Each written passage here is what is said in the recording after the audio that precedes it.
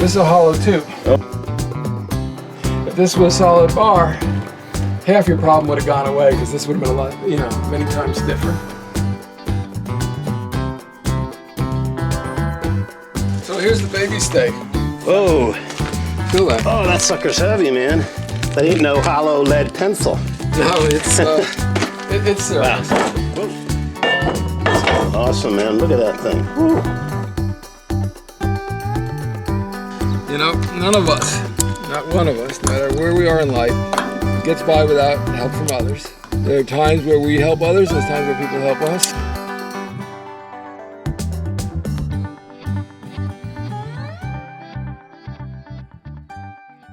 So my calculation is that the forces on here are somewhere between 2,000 and 3,000 pounds.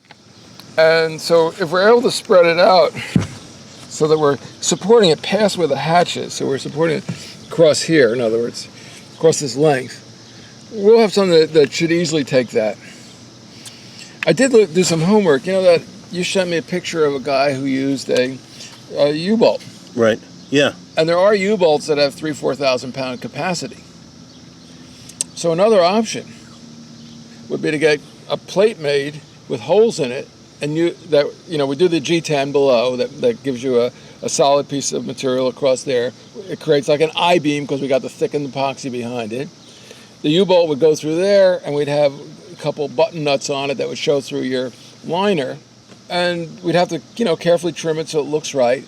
But I think that may be also a viable alternative. We'll have to make that decision after this piece comes out.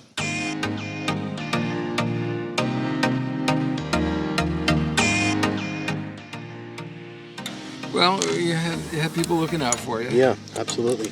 It's always good.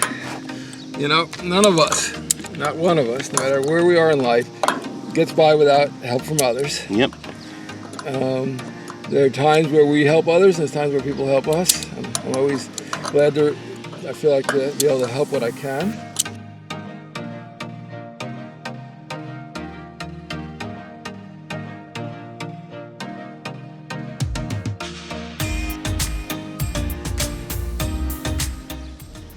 So you almost never get a chance to lube the turnbuckle. Right. And the best way to lube a turnbuckle is when you loosen it up, it sucks it in. And that keeps the threads from getting damaged and galled. This is lanolin, which is my fave for turnbuckle threads. Not my favorite type of turnbuckle. You can't get to enough of the thread, but it's a strong turnbuckle. It's just that it's a little less convenient. Right.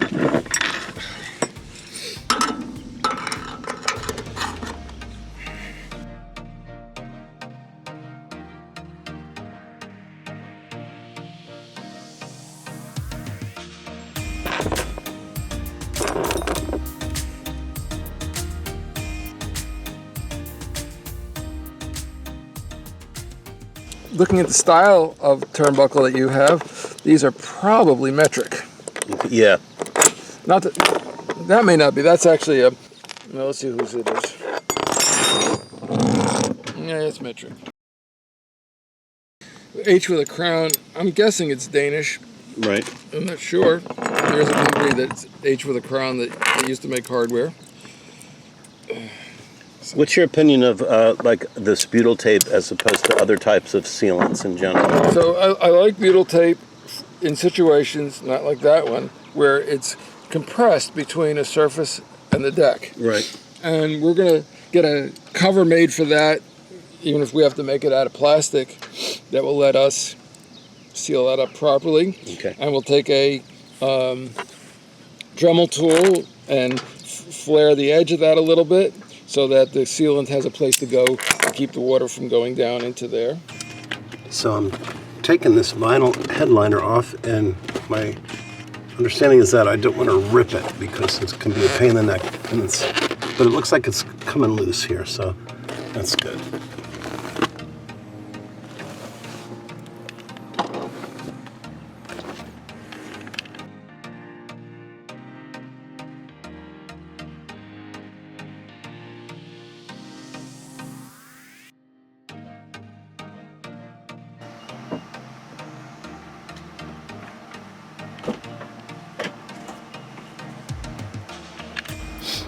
So that's the escutcheon plate. It's just held in with a couple sheet metal screws, which is silly. So this is what I was afraid we'd find when we did this. Your deck is humped up here from that bar pulling through the deck.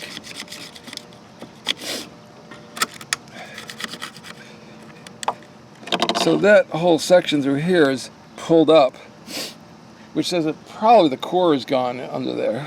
Right. So we're going to have to clean that out when we do the job. It's, you know, it's obviously been leaking for a while. Yeah. Here's the hole, right? Right. And here's the dimension from here to here. Right. This dimension wants to be bigger than the hole, normally 15-20%. It's actually smaller than the hole. Huh, that's weird. And the side, same way, want to be bigger than the hole. Huh. And if you don't do that, it's likely to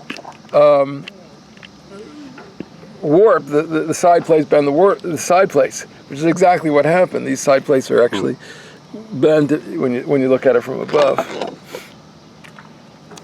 So, just a cheesy piece of engineering.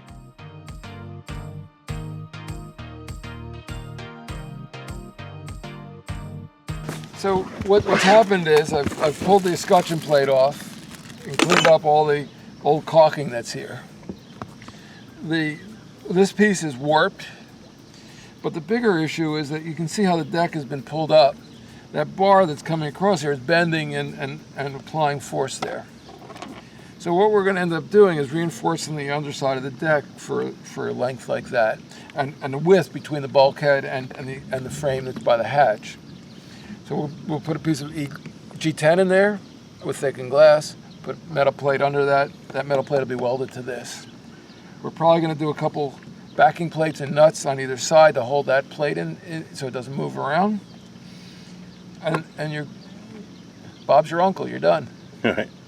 As far as this goes, the ratio of the size of the hole to the sides of the metal is a little on the light side. Part of it is that the pin is over drilled or it's been wallowed out. That's a 1/2 inch clevis pin on there, and this is over a 9/16 inch hole. You normally don't want anything much more than about a 32nd over. But we're going to cut this piece out and we'll send it to Garhauer and tell them this is what the old one looked like. The question is, you can see the hump here, how we handle that, whether that's actually a section of the boat where the deck is delaminated.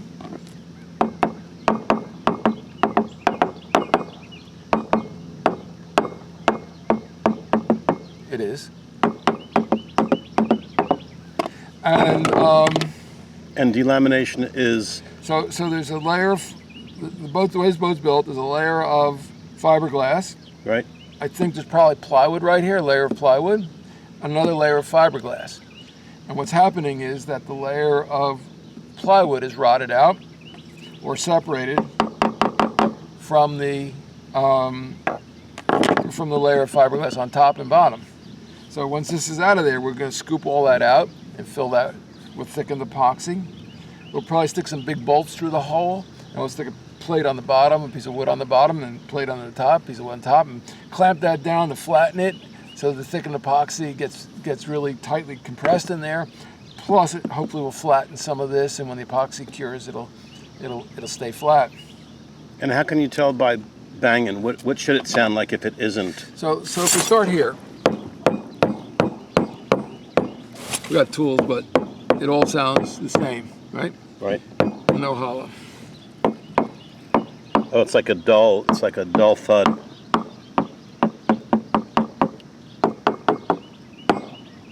Right. Okay.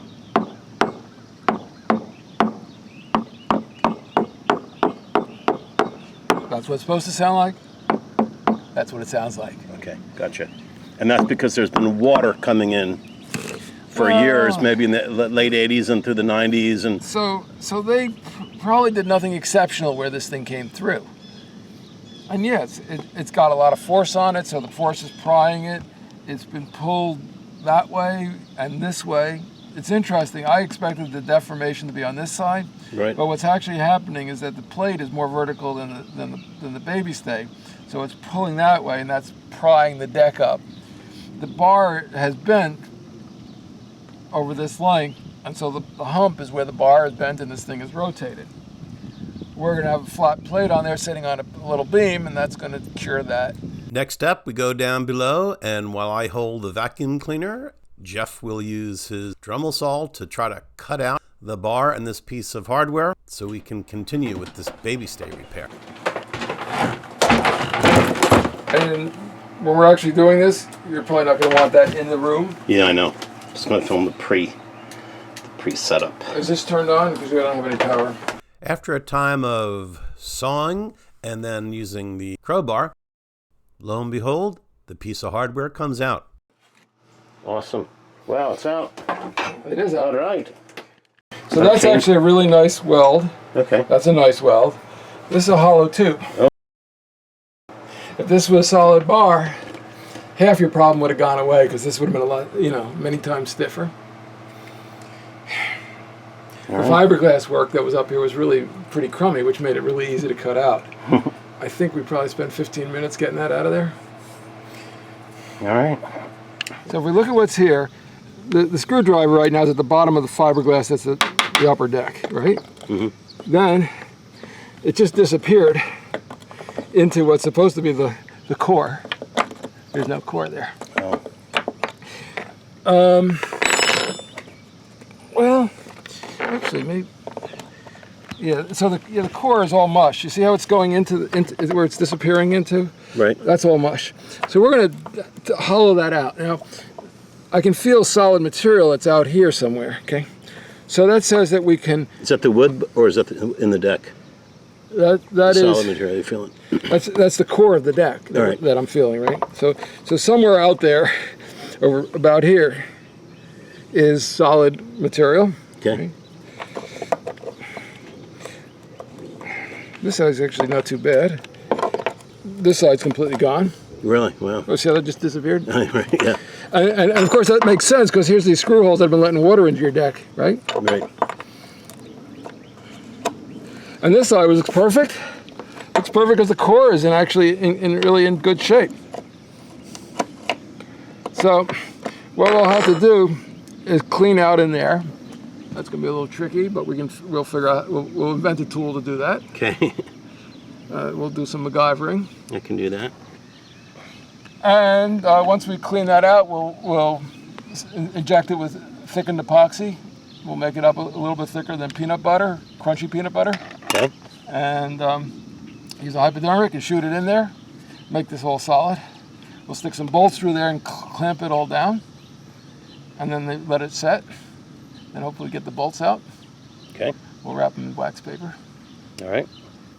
And so the next step is you're going to design something that we're going to ask Garhauer to fabricate? Yeah. Okay. So what we'll ask Garhauer to fabricate is going to be under the deck will be a plate that's going to be about that long and about that wide. There's going to be a bolt here and a bolt here that's going to hold that in place. I don't think we want to try to come over the top with a through bolt, because the alignment's going to be really tricky to do. Okay. Now I might. If I can figure out a way to true up the alignment, then we'll come in through the top with it, and you'll end up with a plate then that's going to go across here with 1, 2, 3, 4 bolts in it that'll go into the plate below, and with the thickened deck from below, the replaced core, that ought to be your 3,000-4,000 pounds of safe working load. Okay. See here. Okay. So first of all, we see the core on the aft edge of this. It's actually in really good shape. We can actually see the vertical grain on the balsa, but when I probed around, it's completely rotten back into here. The second thing we see is that this is all non-directional cloth. It's matte. Matte starts out weak, and gets weaker due to fatigue really rapidly. So what we're going to do is we're going to cut this out. We may end up laying a piece of cloth across here just to stiffen it. If we look at this, it looks like this piece was actually molded off the boat. The bulkhead was then put in and just screwed to the piece of, and this is all again non-directional fabric. Now one thing about non-directional fabric, it's easy to make a 90-degree turn with, and that may be why they chose to use it. But if this is the one of the main bulkheads of the boat, one of the main structural bulkheads of the boat, and there isn't another main structural bulkhead for 8 feet, that connection is really important. So we're going to want to look at seeing if we can reinforce that joint. We'll put a couple layers of biaxial cloth across that joint. We're going to maybe lay a piece of cloth along the underside of the deck. Again, as I mentioned up from above, we're going to cut out the core where it's rotten and put new coring in. And hopefully we're all done with something that'll be around longer than you or I are. So, Good.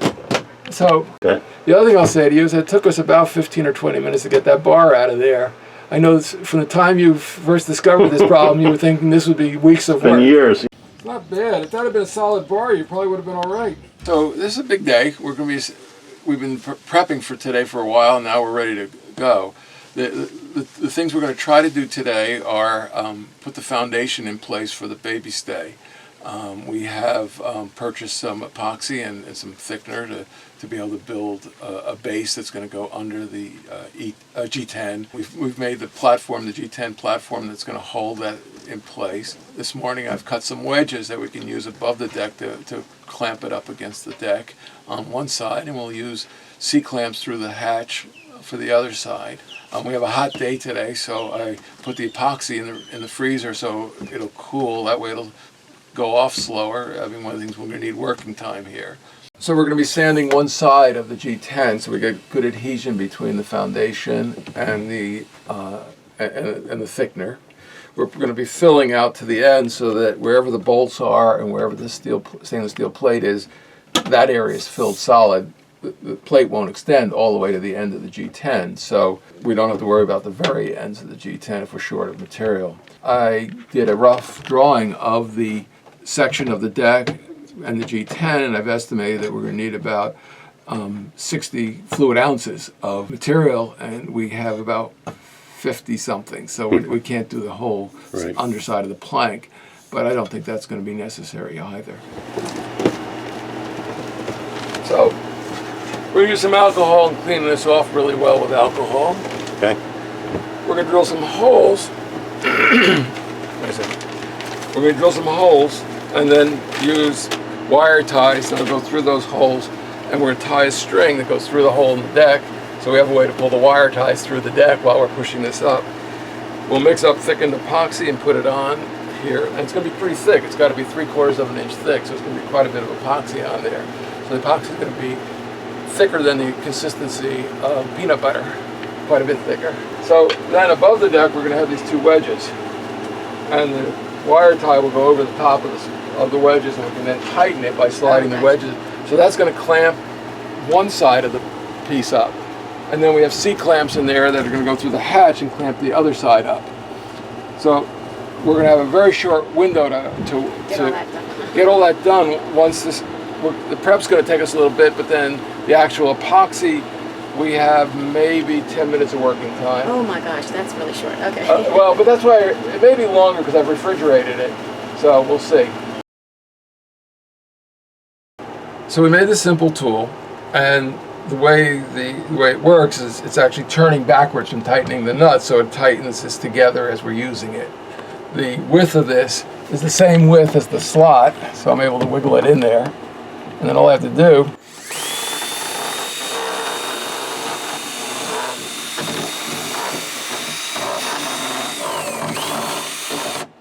is wallow out all the balsa. Kind of like a dentist. Yep. And that's all ready to fill when we're ready. Okay. Pull it up. There you go. Pull it. Slow it. Work with me, Ben. All right. There you go. You don't want to get ahead of me. Put that in here like that. Small one on the bottom, right? Now put the top one in under the. Pull the hoop up. Pull the loop up. Pull the loop up. There you go. Now put the other one. You got to use your fingers on the loop.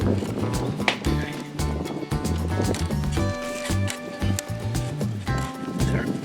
Wedge it tight.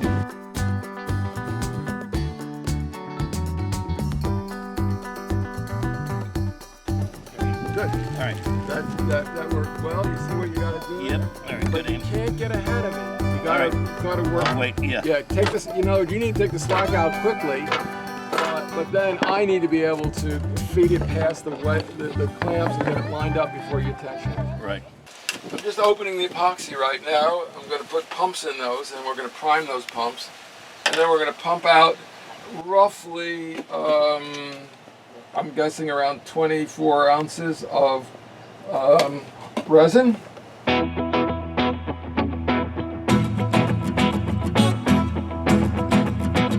That went well, I thought. I thought that Yeah, went it did. It was really great that we had 3 people.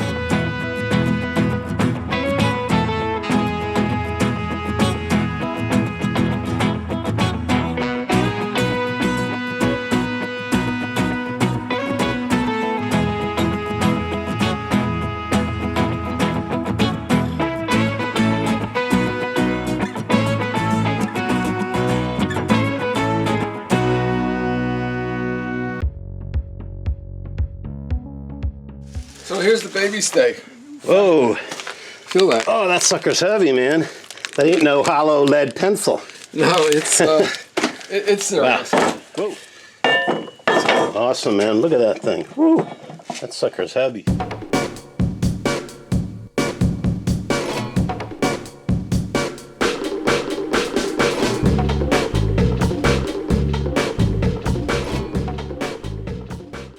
All right, so today we're going to cut the hole that the baby stay is going to slide through. And to start that, we're going to find out where the center line of the boat is. I have a little jig that I made that's going to guide the hole that we're going to drill from the bottom to make sure that we're on the right angle. And then we're going to cut the hole out in the deck and install the baby stay. If you see, we've filled all the hollow core area with epoxy. It's filled level with the top of the deck. So when we cut our new hole, there's something to push against. Look at where the baby stay hits the mast. See how that's moving? The whole mast is Oh, wow. Okay. going. Yeah. That's called pumping. Now, the lowers are keeping it from going forward. The mainsail is keeping it from going forward. So the lowers are the aft ones, right? They angle back and they keep the mast from moving forward. But this is all that's keeping the mast from going back. And the force of the mainsail is trying to pull the sail back. If we look at how a mainsail works, as the wind is pushing on the sail, is creating drive on the sail, it's trying to make the sail curve more. And as the sail curves more, the distance between the forward edge and the trailing edge gets shorter. And it's that shortening that you're trying to resist. On one end, the battens push the back of the sail, the leech of the sail back, and that resists the force trying to move forward. But at the front of the sail, collectively, that force is trying to pull the mast aft. The baby stay, or forward lowers, is resisting that. Without a baby stay, the mast would buckle aft. So when people say you can get by without a baby stay, some boats can because they got forward lowers. Your boat doesn't have forward lowers. So that's why we needed the baby stay.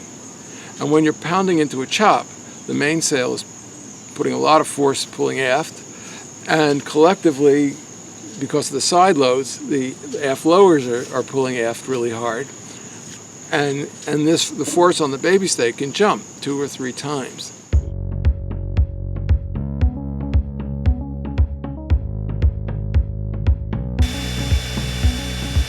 So we drilled a hole to make sure our angle was right. We confirmed that the angle is right and that we're going to come up in the right place. Then we use that as a guide to drill another hole that's actually going to be the center hole, the guide hole for what we're going to put in for the baby stay. Right. This was the guide that you made. Right. Okay. So that gave us the angle. Right. Which you can see it's just, we hit it right smack dab on, even though I eyeballed it. Okay. But now for the really scary part. We're going to drill a really big hole, and that's going to be the center of where the tang is, and then we'll use a saber saw to cut it out.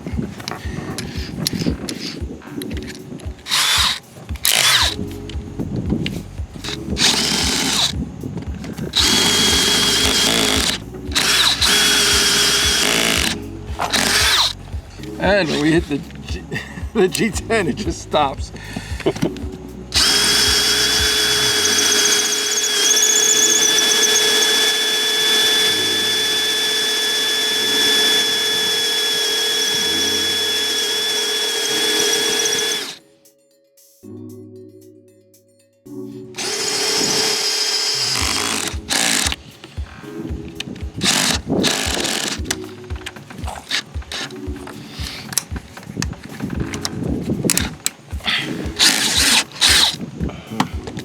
Then there's always that problem.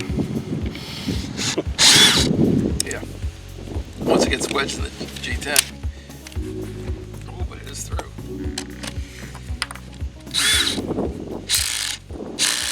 Okay.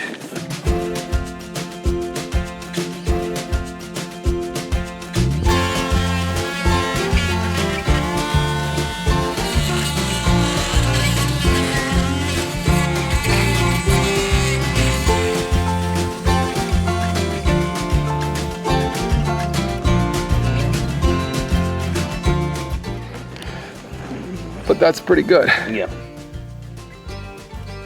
So right now we're hitting on the welds, which I'll take the sander and sand that little edge into a little, but that's looking pretty darn good.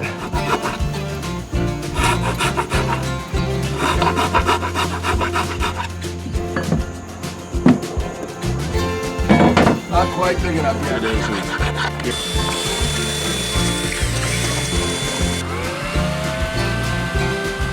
At this point, we're cutting the hole so that the tang has a place to come up through the deck. In fact, we basically have it cut. But I'm trying to keep the edges square. So I cut slightly smaller than we need, and I'm taking a file and just smoothing them out so we have a hard bearing surface along that edge. So when this tries to pull back in, it's sitting flat against an edge. This edge I've kept loose so we have room for waterproofing.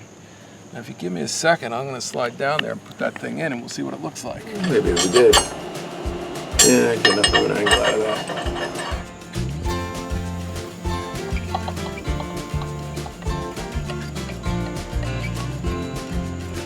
Cotter pins, but I'll worry about that another time. Somewhere up here there's a hole. Yeah, that's a good nice. I can see right through the sunshine. Ooh, that's really too long. Well, we're going to cut it anyway, but...